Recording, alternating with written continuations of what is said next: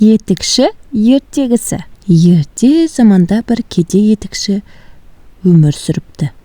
Бала шағасы көп екен.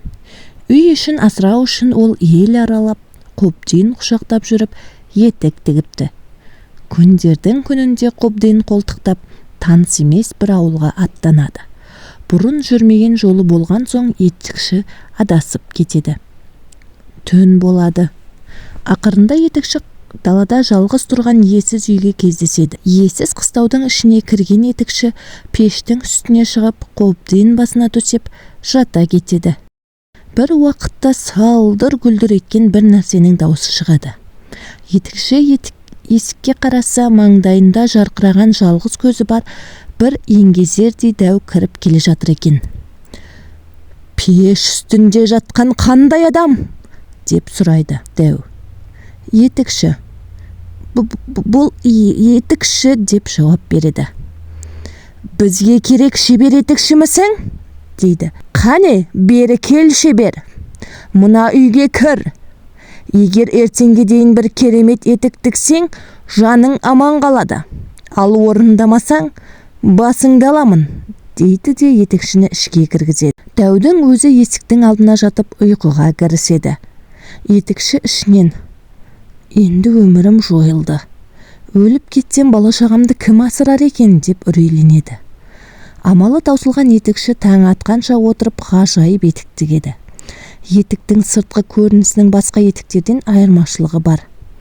Ұшы тіп-тік, сүйір, жоғары көтеріліп тұрады. Ал оның бір керемет қасиеті, аяғына киген адам аспанға қалықтап ұшып, баратын жеріне лезде жетіп барады.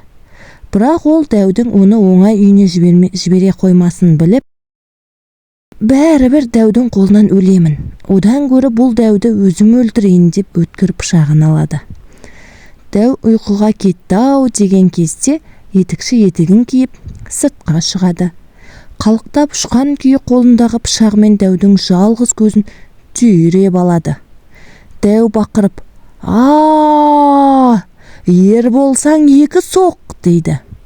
Етікші: «Біреу де жетер!» деп дәудің үстінен ұшып өтеді.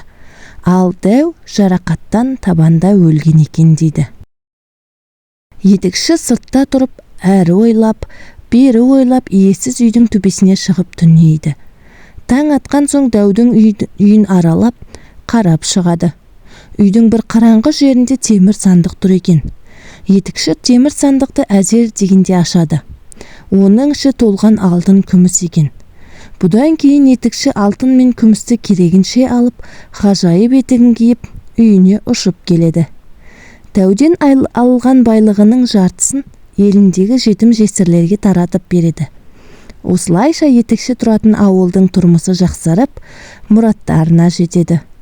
Ал қартайған кезінде етікшіні балалары асырапты. Құрметті менің достарым, сендерге бұл ертегі ұнады деген ойдамын.